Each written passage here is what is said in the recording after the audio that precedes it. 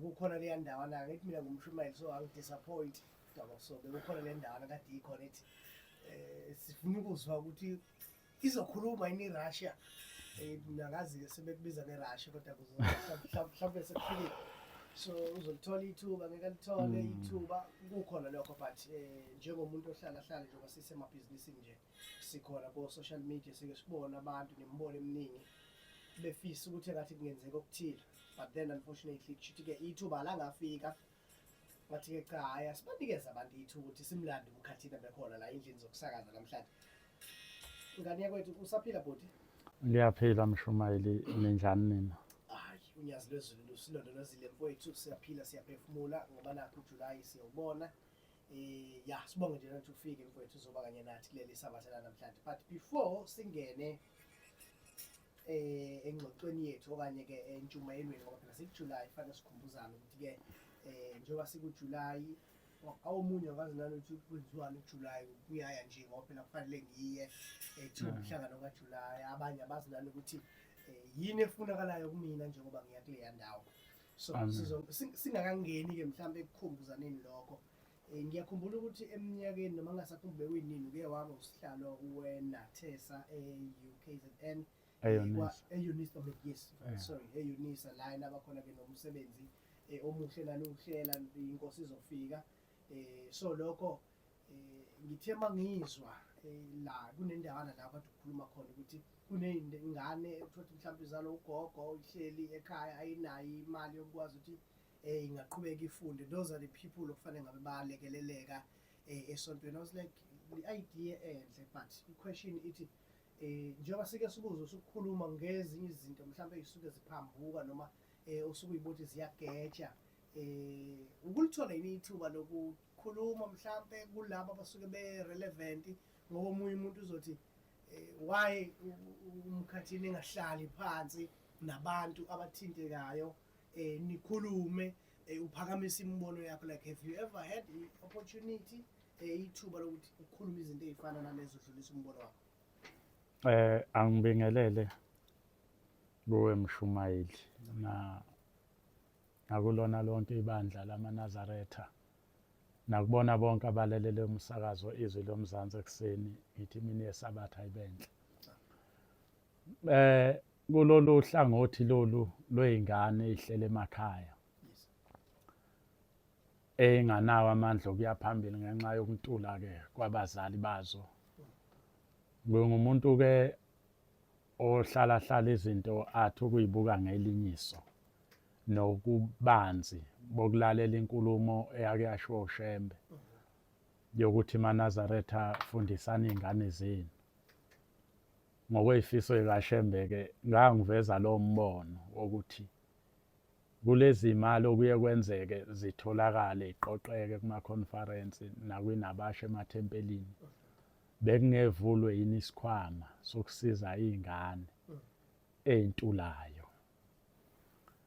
Ithuba ke angeke ngisho ukuthi ngake ngalicela kodwa ekwakungikhulumisa lokho ukubona ukuthi mhlawumbe inhloso kaShembe yokuthi kuqoqwe intsha yayilapha ekutheni sikwazi ukubonana sisodwa ngoba usuku usufana nomfowethu uma siphila ndawonye kuleli bandla. So nanokuthi imhlangano ke ake ngibeke kanjalo mhlambe imhlangano okuthiwa iyahlala yentsha angicabanga ukuthi ake yakhona la kuthiwa kubizwa yonke intsha yebandla ibizwa abaphathi bayo kunomhlangano ozokhulunywa ngaphandle kuhlanganwe einkonzweni kumanabashu noma kwiconference kodwa akukho la kuye kuthiwa khona sibiziwe kuvulwa ithuba nje la wonke umuntu sibeka imbono nezifiso zethu siyintsha ngenabasho ukuthi sifisa isithatha isibekephi ngoba ngicanga ukuthi njengoba uNkulunkulu ayisungula wayengayisunguleli ekutheni just ukuthi igadi izingane ziyakwazi ukuhlabelela zifunde ziyakwazi ukusina. Kukhona lokho ayefuna ukuthi ibe umongo wayo ngazo ukuthi nobani lapha suke khona athi cha ngokungena kwinabasho u1 no2 ngawenza ngoba nali ikhaya limile ngangingenabazali kodwa ngingama nginabasho ngithi impela umama ubaba kimi ngoba nakho ngahlomula u1 no2 no3 ngiyaphila ngibonakala ukuthi ngiyintandane. Mhlambe mangathiwa kuvela lelo thuba lokuthi kuyahlangana kuhlalwa phansi kuyaxoxwa sengingabukiswana. So kule video la sengizokunikeza nje ithuba ngesabatha ledluli ke yavela la sibona kodwa singaboni kahle ukuthi kuxoxwani kodwa sibone ukuthi engathi ikhona inkulumo ekade ikhona phakathi kwakho nabashumayeli abaphethe umsebenzi wenkosi lapha kwinabathu. What was going on there? Because nokade phethe ikhamera ubekhuluma nje kodwa engacacisi ukuthi uneshow ukuthi what is happening. Yeah. Okwenzeka ngesabatha. Yes. Ngaphuma ngumuntu oyochitha amanzi. Yeah. Mase ngibuya ngase ngima nezinye insizwa yakamthetho ngapha empangeni nezangakithi Olundi sixoxa nje. Ngodaba ke obelisematheni. Besixoxa abantu kodwa ke mina ngingene kulo. Masamile ke khona lapho bese kufika insizwa le ukhona elapha kwi COP17. Afika sibingelele nje kahle bese ethi hayi ngicela lensizwa mina ngiwakhonzile amanqoko igama nje alikhulumilelo. Bese sibuye eceleni ethi hayi mfowethoza angasho ukuthi siyapi. Hayi sambe ke kanti uyakubaphathi benabasha afika babingelele hayi bevume sibingelelane kube kuhle bese ethi inkulumo yakhe yokuqala ngizoyisho nje obinjalo ngoba phela akukho kufihliwe. Bese ethi Mkhathini uyabona abantu i-team ongajimi nayo kunzima ukuthi ungayidlalela mayisidlala kade ungajimi nayo ungathola iskimi kuyo. Bese ngithula ke ngilalela bese omunye ethi akukho yini uMkhathina afisa ukukuphawula kule nkulumo. Bese lithela mcha akukho engakukhuluma ngoba vele akukho bengizokukhuluma mina ngilandiwe. So anginawo amazwi engingawabeka ngaphandle kokuthi nje inkulumo yakhe umfowethu ngiyayizwa inohlonzo. Kodwa ke wangishiya nesinye isithombe engubala okunye kwasekukhulumeka ngoba akufuneki kuzwakale la.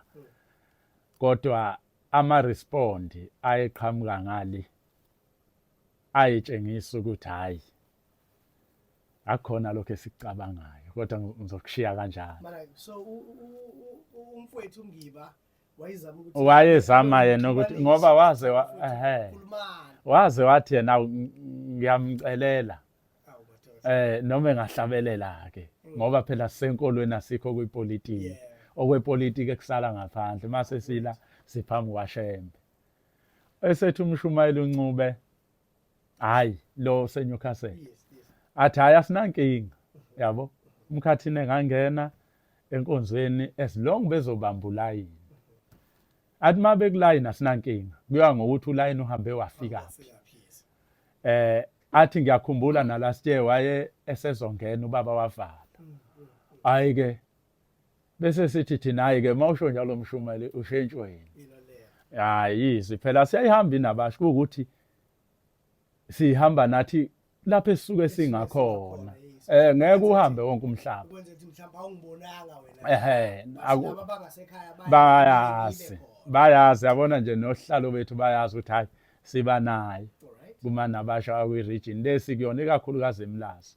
Angiyena kumuntu ovama ukuhamba kakhulu ama-conference ngoba kumuntu oyisebenzayo umsebenzi wezandla uNkulunkulu angipha wona. Kuyenzeka iqondana conference ukuthi nami nginebhizi yami yabo. Futhi kwesinye isikhathi uthola ukuthi ngibanzwe umsebenzi kababa njengoba ubaba akhelwa yonke indawo nje. Ngangena kwikomiti labavangeli. So umsebenzi wami ceiling board endlini kababa lapha abangibize khona ngiyaya. So makuthi kanti nawo kulo leli committee leli lakhaya. So tell us why then uya kube ngathi awuthanda lokugxuma esikwenzayo phela masisuke phela sisuke sisebenza kanti sifuna ukuthi sithole ukuthi sithole labo openanyana. Ngikholelwa entweni eyodwa yasho uShembe ukuthi phakathi kwamatsha amhlophe kuneyingilosi. Ingilosi wathi ziyahlonishwa uShembe. Phakathi kwamatsha amhlophe kuhlatshelela isihlabelelo salapha ekhaya. Uma uke wahlabelela okunye ongakhona okalapha ekhaya uShembe usuke sesukile lapha. engicabanga ukuthi amakholwa amayeneqiniso kufanele ayibuze ukuthi kwenziwa yini ngesikhathi kuthiwa kuzoshaya uthando ebuhleni olwalumenyezela uzwe lonke uma sekufikile bese kungenzeki. Ngikhumbula umbuzo wabuzwa ubaba, lathe likababa, nizokwenza kanjani lokho ngoba yisabatha? Sazama ukulalisa ulimi, wathi ngiyanizwa kodwa yisabatha. Wathi kulungile, ngiyanivumela kodwa ningakwenzi lapha ekhaya, ningakwenzi ethempelini, futhi kungabi yisabatha. Ningakwenza ezinye insuku kodwa nithola indawo, hhayi phakathi kwamatshe amhlophe.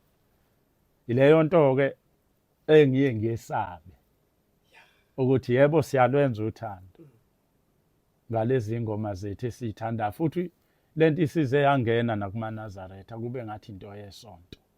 Uyabona uma ushayisa uthando ngey'ngoma zesonto, bambalwa abantu abasukumayo beze bezonikela. Kuba sengathi ungathinta lezi zangaphandle bese kuba khona into ezobanyakazisa. Imvama-ke into engenayo uNkulunkulu ivamile ukuba semgangathweni. Bese kuthi lena uNkulunkulu iye ngokuyiphelelwa indawo yancipha. Engicabanga ukuthi into eyandile nasesontweni manje. Izinto ey'ningi ezabekwa uShembe ziya ngokuya ziyancipha esontweni kwanda ezethu esizungulela zona. Kuyiwaphi-ke mabudala?